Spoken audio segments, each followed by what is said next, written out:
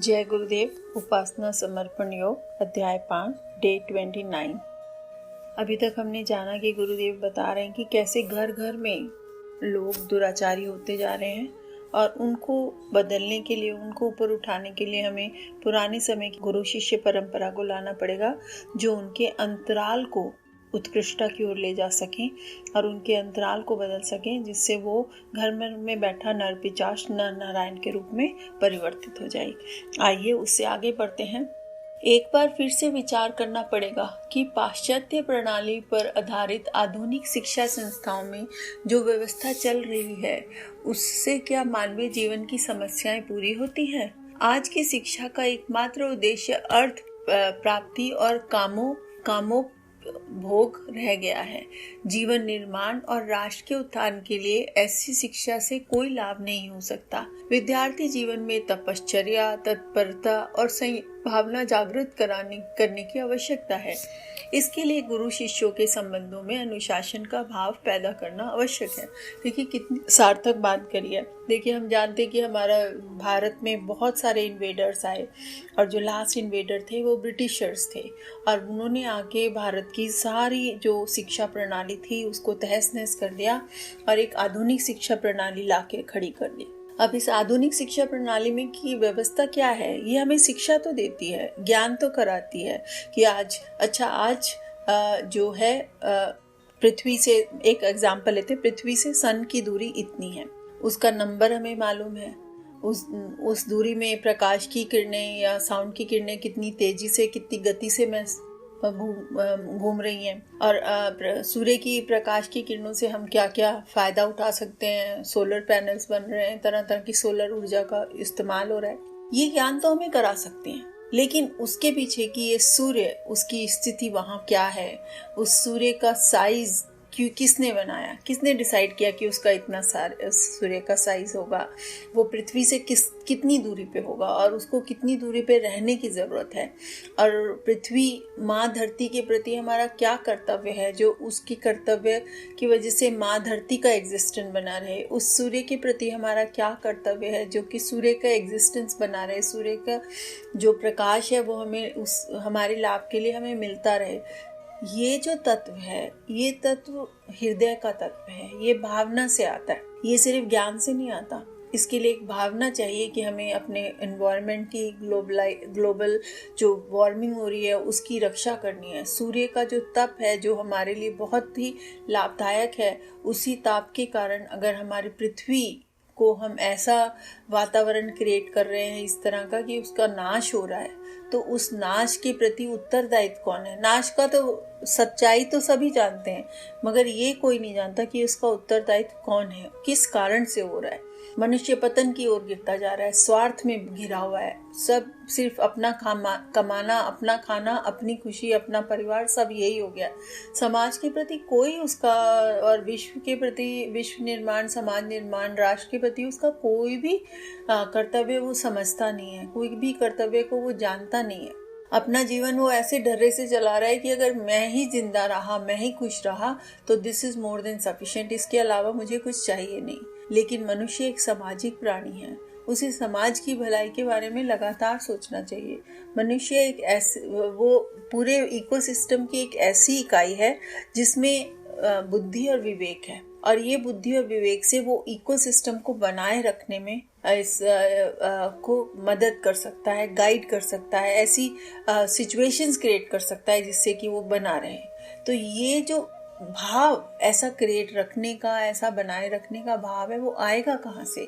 वो तभी आएगा जब मनुष्य जीवन में संयम की भावना होगी, तत्परता होगी, तपश्चर्या होगी। तप क्यों करता है इंसान?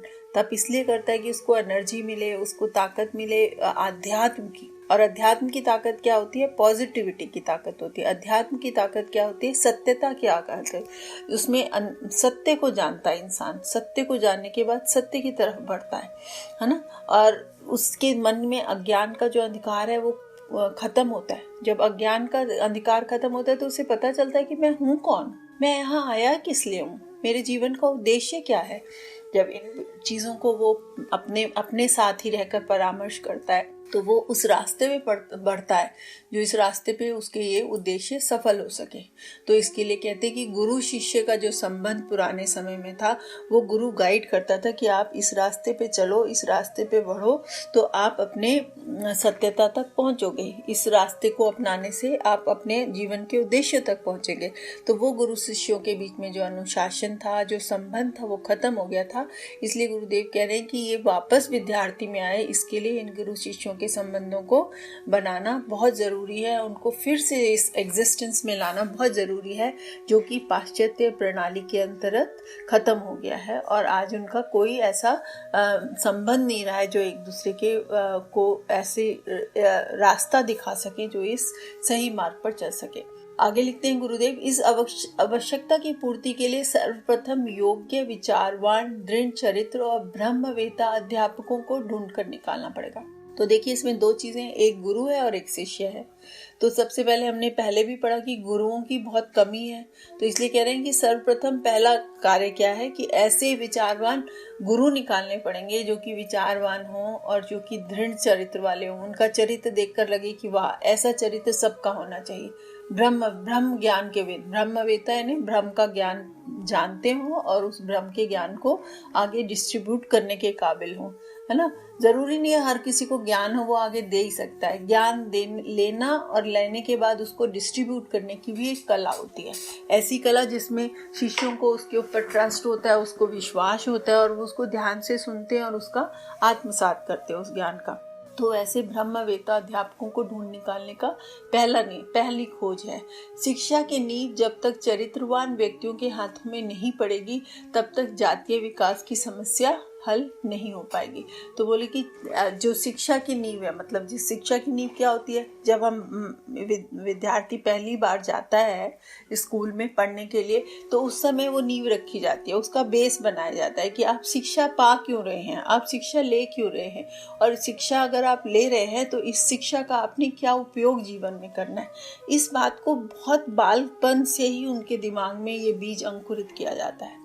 और ये अंकुरित सिर्फ चरित्रवान व्यक्ति कर सकते हैं, जो अपनी ही स्वार्थ में बिजी हो, जो अपने ही चरित्र को ना बना के रख सके, जो कि अपनी तरह से ना विवेकशीलता है, ना दूरदर्शिता है, कुछ भी नहीं है जिस व्यक्ति में, वो क्या आगे दे पाएगा। आप वही तो दे सकते हैं जो आपके पास है, आप ऐसी चीज तो दे नहीं सकते ना जो आपके पास है ही नहीं। तो इसलिए ऐसे व्यक्तियों की जरूरत है जो कि करेंगे तो तब आएंगे और शिक्षा की नींव डालेंगे तो ये समस्या हल होगी। जो स्वयं प्रकाश फैलाने वाला है वह वही अंधेरे को ठोकर खाकर, यदि वही अंधेरे में ठोकर खाकर गिरे तो दूसरों को वह उजाला क्या देगा। कितनी सुंदर बात करिए कि अगर जो गुरु होता है उसी का काम होता है प्रकाश फैलाना, उसी का काम होता है कि शिष्य के जीवन को उजागर करना, उत्कृष्ट करना, उज्जवल बनाना। लेकिन अगर उसके खुद के जीवन में प्रकाश नहीं है, वो खुद ही अंधेरे की गर्त में गिरा हुआ है, वो खुद ही पतन में गिरा हुआ है, वो खुद ही गलत कामों में लगा हुआ है, तो वो दूसरों को क्या उजाला दिखाएगा, नहीं दिखा सकता। जैसे मैंने कहा, जो आपके पास है ही नहीं वो तो आप दे ही नहीं सकते ना, जो है वो ही दे सकते हो। राष्ट्र को ज्ञानवान, प्रकाशवान तथा शक्तिवान बनाने के लिए गुरु और शिष्य परंपरा का सुधार नितांत आवश्यक है। लोक जीवन में विकास की समस्या इसके बिना कभी पूरी नहीं हो सकती। तो बोल रहे कि राष्ट्र को, अगर ना सिर्फ मनुष्य को, ना सिर्फ व्यक्ति को, बल्कि समाज को, परिवार को और उससे ऊपर राष्ट्र को, किसी भी राष्ट्र को अगर आपने ज्ञानवान बनाना है तो ज्ञान डिस्ट्रीब्यूट करने वाले लोगों का आचरण बहुत उच्च कोटि का होना चाहिए। प्रकाशवान बनाना है तो ज्ञान देने वालों का, अध्यापकों को खुद भी प्रकाशवान होना ही पड़ेगा। शक्तिवान बनाना है, शक्तिवान ये नहीं है कि वो आपके बड़े मोटे मोटे हाथ पैर हो गए और बड़ी ताकत है, आप किसी को भी जमीन से पेड़ उखाड़ के फेंक सकते हो ना। शक्तिवान यानी विचारों की शक्तियों का, ऐसा शक्ति का जो कि आपके अंदर गलत विचार घुस ही ना पाए, गलत रास्ता आप ले ही ना पाए, आपकी आत्मा आपको ऐसे कचोट दे कि ना ये तो नहीं मैं कर सकता, चाहे मेरे प्राण जाए। तो ऐसे वाले शक्तिवान लोग हमें चाहिए, और उसको बनाने के लिए भी वैसे ही शक्तिवान अध्यापक भी चाहिए। तो बोले लोक जीवन ना, जो हमारा सामान्य लोक जीवन है जिसका स्तर बहुत नीचा गिरा हुआ है कलयुग में, अगर उसका विकास करना है तो इसकी समस्या का एक ही रास्ता है, और वो रास्ता है कि अच्छे से गुरु शिष्य परंपरा को स्थापित किए जाए, और बहुत प्रज्ञावान गुरु हों, बहुत रितंबरा से भरे हुए गुरु हों, और साथ में शिष्य के अंदर भी वो आदर समर्पित हो, जो गुरु से जो मिल रहा है उसे श्रद्धा के साथ लेकर अपने जीवन में आत्मसात कर अपने आप को आगे बढ़ा सके। तो ये ही हमारी गुरुदेव से प्रार्थना है कि हमारे जीवन में ऐसा चरित्र उजागर हो कि हम इन दोनों में से किसी भी एक श्रेणी में, जो हमारा समय है और टाइम है, कि या तो हम चरित्रवान समर्थ गुरु बन सके, और अगर हमारा अभी विद्यार्थी जीवन चल रहा है तो हम समर्थ विद्यार्थी बन सके। ऐसी भावना लेकर गुरुदेव से प्रार्थना कर नमन करते हैं। और आइए एक बार गायत्री मंत्र करते हैं। ओम भूर्भुवः स्वः तत्सवितुर्वरेण्यं भर्गो देवस्य धीमहि धियो यो नः प्रचोदयात्। जय गुरुदेव। सभी को प्रणाम।